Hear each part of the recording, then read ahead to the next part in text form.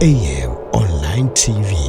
Lakini kuna mambo matatu ni kikwazo cha ukuaji zaidi katika nchi yetu, nayo ni haya yafuatayo. La kwanza ni bandari. Kuna msongamano mkubwa pale Malindi. Tatizo la pili ni uhaba wa umeme katika nchi yetu. Umeme tunaopata kutoka Tanzania bara haututoshi tena, tunahitaji umeme wa ziada. Na tatizo la tatu ni kuwepo kwa hifadhi ndogo ya mafuta, jambo ambalo linapelekea gharama za mafuta katika nchi yetu kuwa kubwa, kwa sababu mafuta yakitoka nje lazima kwanza yakashushwe Dar es Salaam au yakashushwe Tanga ndo yaje Unguja kidogo kidogo. Hii inaongeza gharama. Sisi kama serikali tumeamua kuyamaliza matatizo hayo matatu yote kwa mpigo. Tunajenga bandari hapa Mangapwani, bandari jumuishi ambayo katika Afrika Mashariki nzima haitokuwepo kama hiyo.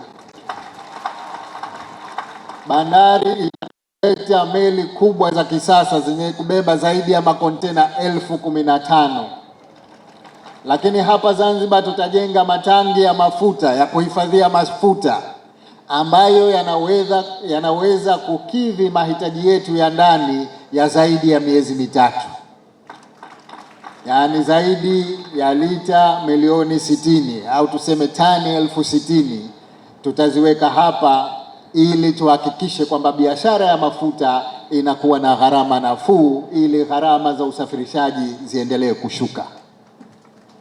La tatu, tutaweka mtambo wa kuzalisha umeme eneo hili la Mangapwani wa kuzalisha zaidi ya megawati 200 ili kwa miaka 10-15 ijayo tusiwe na tatizo la umeme kabisa. Mambo haya matatu ndugu zangu yakikamilika, uchumi wa Zanzibar utapaa. Na nataka nikuhakikishieni kwamba sasa hivi uchumi hiyo ya 7.1 ni uchumi mkubwa katika eneo hili la Afrika Mashariki kuliko wenzetu wengi. Lakini haya matatu sasa yanaenda kutupeleka katika uchumi mkubwa zaidi katika eneo lote la Afrika Mashariki. Kwa hivyo ndugu zangu, naomba ushirikiano wenu. Tunatambua kuna fidia tunabidi tulipe.